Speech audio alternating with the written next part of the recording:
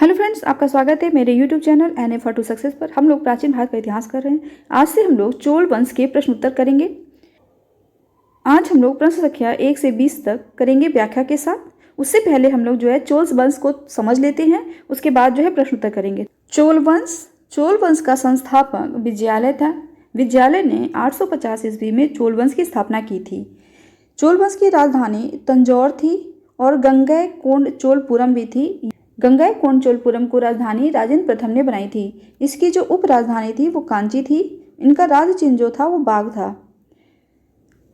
चोलों का राजनैतिक उत्कर्ष 850 ईस्वी के मध्य हुआ, लेकिन इनका प्रारंभिक इतिहास संगमकालीन युग और इतिहास में भी मिलता है। संगमकालीन चोल इतिहास में मुख्य रूप से कारिकल का नाम मिलता है। संगम युग के इतिहास में कारिकल महान राजा था, एक राजनीतिक शक्ति के रूप में और सुगठित इतिहास के रूप में चोलों का उदय 9वीं शताब्दी में हुआ। पल्लव और पांड्यों के बीच जो संघर्ष हुआ उसका फायदा चोलों ने उठाया। जब पल्लव कमजोर हो गए तो चोलों ने अपने आप को स्वतंत्र घोषित किया और वो राजा बन गए। तो विजयालय का शासनकाल था 850 ईस्वी से 871 ईस्वी तक। विजयालय ने 871 ईस्वी तक शासन किया था। विजयालय ने तंजौर पर अधिकार कर चोल साम्राज्य की स्थापना की और नरकेसरी की उपाधि धारण की।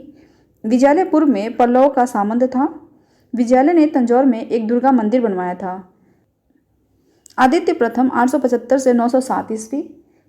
आदित्य प्रथम प्रारंभ में पल्लव शासक अपराजित वर्मन का सामंत था, परंतु बाद में उसने अपराजित वर्मन की हत्या कर दी। इसने चोलों को पूर्ण रूप से स्वतंत्र घोषित कर दिया। आदित्य प्रथम के तक्कोलम अभिलेख में सूर्य ग्रहण का उल्लेख है। परांतक प्रथम 907 से 955 ईस्वी। इसकी उपाधि थी उत्तम चोल और मदुरैकुंड। चोल अधिपति की स्थापना परांतक प्रथम के समय में हुई। परांतक प्रथम ने बेल्लूर युद्ध में शक्तिशाली पांड्य राजा को हराया और मदुरैकुंड की उपाधि धारण की। परांतक प्रथम के उत्तर मेरुर अभिलेख में ग्रामीण स्थानीय प्रशासन का विवरण मिलता है। परांतक प्रथम को राष्ट्रकूट शासक कृष्ण तृतीय ने तक्कोलम युद्ध, जो कि 949 ईस्वी में हुआ था, में हराया था और तोंडमंडलम पर अधिकार कर लिया था। परांतक प्रथम ने श्रीलंका पर आक्रमण किया, परंतु वह असफल रहा। परांतक द्वितीय 955 से 985 ईस्वी। इसकी उपाधि थी सुंदर चोल। इस परांतक द्वितीय ने भी परांतक प्रथम की तरह श्रीलंका पर असफल आक्रमण किया था। राजराज प्रथम, जिसका शासनकाल था 985 से 1014 ईस्वी, इसका मूल नाम था अरिओली वर्मन। प्रश्न यहाँ से भी बन सकता है कि अरिओली वर्मन ये किस राजा का नाम था, तो इस तरह से प्रश्न बन सकता है ना। तो याद रखिएगा। इसकी उपाधि थी चोल नारायण। पश्चिम गंगों पर विजय के उपलक्ष्यों में इसने चोल नारायण की उपाधि धारण की थी। जयगोंड पांड्य विजय के उपलक्ष्य में इसने जयगोंड की उपाधि धारण की। कांडलूर शाले कलमरूद केरल विजय के उपलक्ष्य में इसने ये उपाधि धारण की थी। और अन्य उपाधियां थी इसकी शिवपाद शेखर, चोल मार्तंड, चोलेंद्र सिंह, क्षत्रिय शिखामणि। राजराज प्रथम ने केरल के 6 राजाओं को हराने के बाद श्रीलंका पर आक्रमण किया और वहां के तत्कालीन शासक महेंद्र पंचम को हराया। श्रीलंका के उत्तरी भाग पर अधिकार करके उसे चोल साम्राज्य का नया प्रांत बनाया। उस प्रांत का नाम मुंडी चोल मंडलम रखा। उसने अनुराधापुर के स्थान पर पोलेरुवा को राजधानी बनाया और उसका नया नाम जयनाथ मंडलम रखा।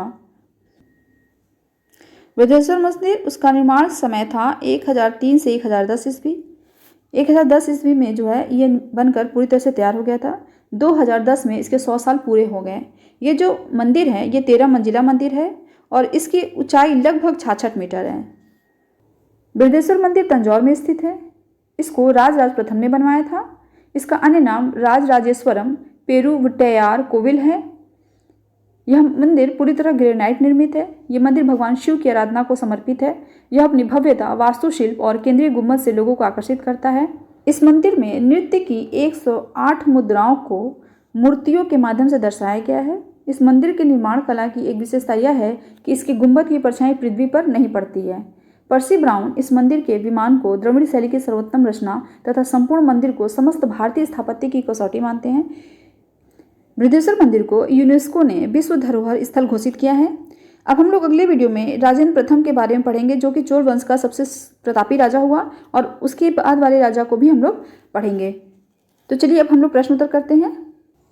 प्रश्न नंबर 1, 9वीं शताब्दी ईस्वी में निम्नलिखित में से किसके द्वारा चोल साम्राज्य की नींव डाली गई? Option number A Krishna Pratham, option number B Rajaraja Chola, option number C Vijayalaya, option number D Parantaka. तो इसका सही उत्तर होगा ऑप्शन नंबर सी विजयालय। 9वीं शताब्दी ईस्वी में विजयालय द्वारा चोल साम्राज्य की नींव डाली गई। जिसकी व्याख्या देखते हैं। चोल साम्राज्य की स्थापना विजयालय ने की, जो आरंभ में पल्लव का एक सामंती सरदार था। उसने 850 ईस्वी में तंजौर को अपने अधिकार में कर लिया। इस समय पल्लवों एवं पांड्यों में निरंतर संघर्ष चल रहा था। पांड्यों की निर्बल स्थिति का लाभ उठाकर विजयालय ने तंजौर पर अधिकार जमा लिया तथा वहां उसने दुर्गा देवी का एक मंदिर बनवाया। विजयालय ने लगभग 831 ईस्वी तक राज किया। प्रश्न नंबर 2, निम्नलिखित में से किस मंदिर परिसर में एक भारी भरकम नंदी की मूर्ति है जिसे भारत की विशालतम नंदी मूर्ति माना जाता है? ऑप्शन नंबर ए बृहदेश्वर मंदिर, ऑप्शन नंबर बी लिंगराज मंदिर, option number C Kandariya Mahadev मंदिर, ऑप्शन नंबर डी लेपाक्षी मंदिर। इसका सही उत्तर होगा ऑप्शन नंबर ए बृहदेश्वर मंदिर।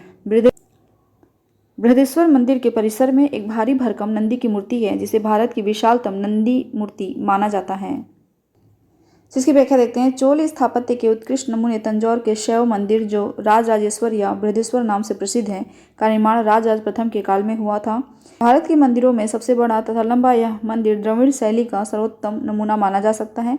इसका विशाल प्रांगण 500 गुणे 250 के आकार का है।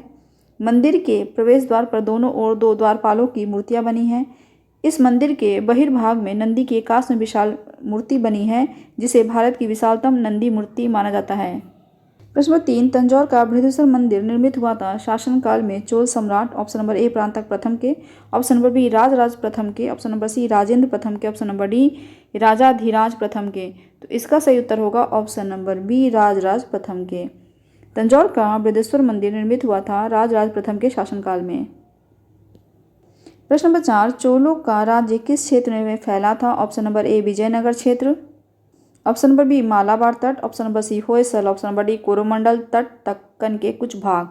तो इसका सही उत्तर होगा ऑप्शन नंबर डी कोरोमंडल तट दक्कन के कुछ भाग में जो है चोल साम्राज्य फैला हुआ था। व्याख्या देखते हैं। कृष्णा तथा तुंगभद्रा नदियों से लेकर कुमारी अंतरिप तक का विस्तृत भूभाग प्राचीन काल में तमिल प्रदेश का निर्माण करता था। इसमें कोरोमंडल तट तथा दक्कन के कुछ भाग यथा उरैयूर, कावेरीपट्टनम, तंजावुर आदि चोलों के अधिकार में थे। प्रश्न 5, चोलों की राजधानी थी? Option number A Kaveripattan, option number B Mahabalipuram, option number C Kanchi, option number D Tanjore. इसका सही उत्तर होगा ऑप्शन नंबर डी तंजौर। चोलों की राजधानी तंजौर थी।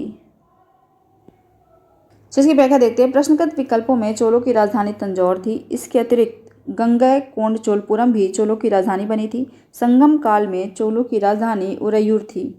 प्रश्न नंबर 6, निम्नलिखित में कौन चोल प्रशासन विशेषता थी? ऑप्शन नंबर ए साम्राज्य का मंडलम में विभाजन, ऑप्शन नंबर बी ग्राम प्रशासन की स्वायत्तता, ऑप्शन नंबर सी राज्य के मंत्रियों को समस्त अधिकार, ऑप्शन नंबर डी कर संग्रह प्रणाली का सस्ता व उचित होना। इसका सही उत्तर होगा ऑप्शन नंबर बी ग्राम प्रशासन की स्वायत्तता। चोल प्रशासन की विशेषता थी ग्राम प्रशासन की स्वायत्तता। जिसकी व्याख्या देखते हैं। चोल शासन की सबसे उल्लेखनीय विशेषता वह असाधारण शक्ति तथा क्षमता है जो स्वायत्त शासी ग्रामीण संस्थाओं के संचालन में परिलक्षित होती है। वस्तुतः इस काल में स्वायत्त शासन पूर्णतः ग्रामों में ही क्रियान्वित किया गया। प्रश्न 7, चोल काल किसके लिए प्रसिद्ध था? Option number A gram panchayat, option number B Rashtrakuta राजवंश के साथ युद्ध, ऑप्शन नंबर सी श्रीलंका के साथ व्यापार, ऑप्शन नंबर डी तमिल संस्कृति की उन्नति, ऑप्शन नंबर ई उपयुक्त में से कोई नहीं या उपयुक्त में से एक से अधिक। तो इसका सही उत्तर होगा option number A gram panchayat. Chola काल जो है ग्राम पंचायत के लिए प्रसिद्ध था।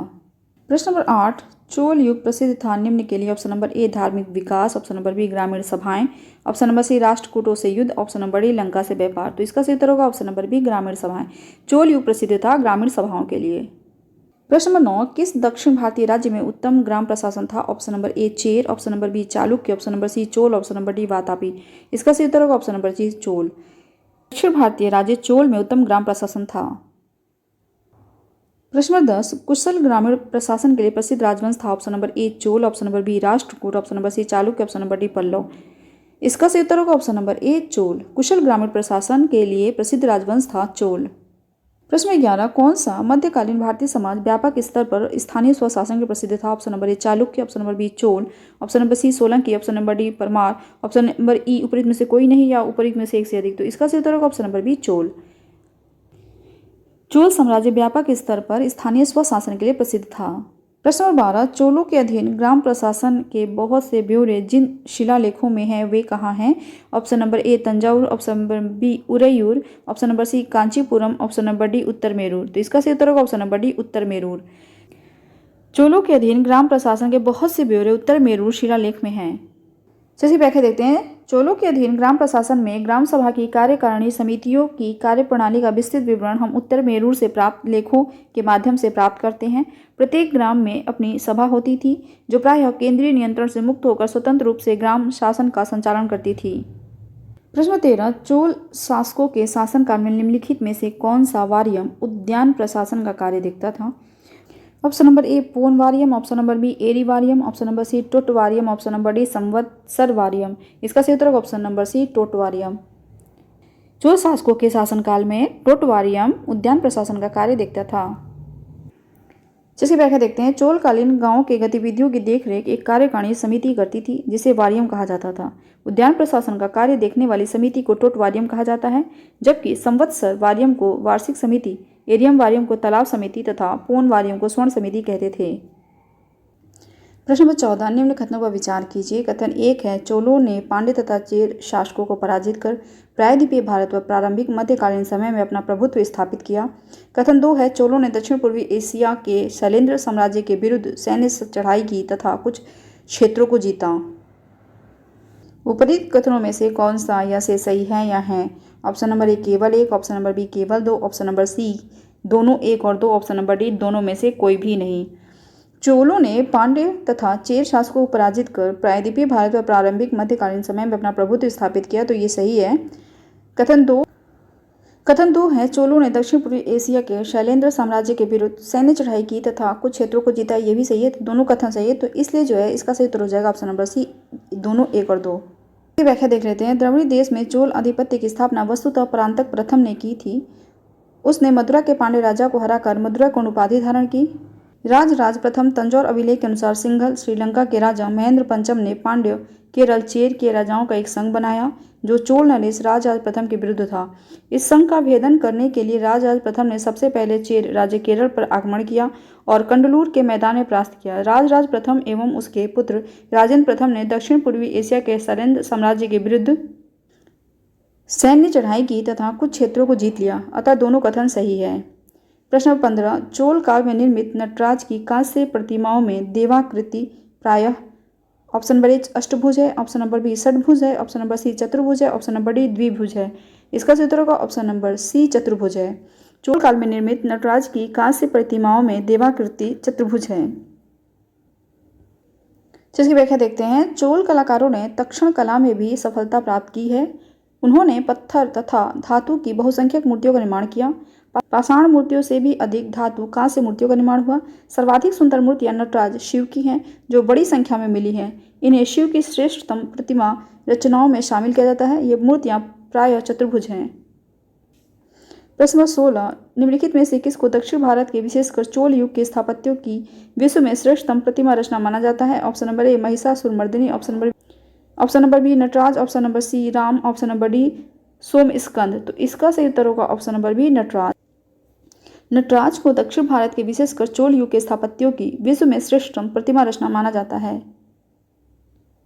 प्रश्न 17 चोल शासकों के समय में बनी हुई प्रतिमाओं में सबसे अधिक विख्यात हुई ऑप्शन नंबर ए पत्थर की प्रतिमाएं, ऑप्शन नंबर बी संगमरमर की प्रतिमाएं, ऑप्शन नंबर सी विष्णु भगवान की पत्थर की शिलाओं पर अंकित प्रतिमाएं, option number D Nataraja Shiva की कांसे की प्रतिमाएं। तो इसका सही उत्तर होगा option number D Nataraja Shiva की कांसे की प्रतिमाएं। चोल शासकों के समय नटराज शिव की कांसे की प्रतिमाएं सबसे अधिक विख्यात हुईं। प्रश्न 18 नटराज की प्रसिद्ध कांस्य मूर्ति किस कला का उदाहरण है? ऑप्शन नंबर ए चोल कला का, ऑप्शन नंबर बी गांधार कला का, ऑप्शन नंबर सी गुप्त कला का, ऑप्शन नंबर डी मौर्य कला का। इसका सही उत्तर होगा ऑप्शन नंबर ए चोल कला का। नटराज की प्रसिद्ध कांस्य मूर्ति चोल कला का उदाहरण है। प्रश्न नंबर 19 शिव की दक्षिणामूर्ति प्रतिमा उन्हें किस रूप में प्रदर्शित करती है? ऑप्शन नंबर ए शिक्षक, ऑप्शन नंबर बी नृत्य करते हुए, ऑप्शन नंबर सी विश्राम करते हुए, ऑप्शन नंबर डी ध्यान मग्न। इसका सही उत्तर होगा ऑप्शन नंबर ए शिक्षक। शिव की दक्षिणामूर्ति प्रतिमा उन्हें शिक्षक के रूप में प्रदर्शित करती है। जिस व्याख्या देखते हैं, शिव की दक्षिणामूर्ति प्रतिमा उन्हें गुरु शिक्षक के रूप में प्रदर्शित करती है। इस रूप में शिव अपने भक्तों को सभी प्रकार का ज्ञान प्रदान करते हुए माने गए हैं। इस रूप में शिव की दक्षिणी दिशा में मुख किए हुए प्रतिमा स्थापित की गई है। प्रश्न 20, 72 व्यापारी चीन में किसके कार्यकाल में भेजे गए थे? ऑप्शन नंबर 1 कुलोतुंग प्रथम, ऑप्शन नंबर बी राजेंद्र प्रथम, ऑप्शन नंबर सी राजराज प्रथम, ऑप्शन नंबर डी राजधीराज प्रथम। इसका सही उत्तर होगा ऑप्शन नंबर ए कुलोतुंग प्रथम। कुलोतुंग प्रथम के कार्यकाल में 72 व्यापारी चीन में भेजे गए थे। जिसकी व्याख्या देखते हैं, चोल शासक कुलोतुंग प्रथम के शासनकाल में 1077 ईस्वी में 72 सौदागरों का एक चोल दूत मंडल चीन भेजा गया था। चलिए आज के लिए इतना ही रहने देते हैं। अगले वीडियो में जो है हम लोग कंटिन्यू करेंगे। अगर आपको मेरा वीडियो पसंद आए तो मेरे वीडियो को लाइक ज़रूर कर दीजिए, अपने दोस्तों के साथ ज़्यादा शेयर कीजिए। अगर आप मेरे चैनल पर पहली बार आए तो मेरे चैनल को सब्सक्राइब कर लीजिए। Thanks for watching, good bye.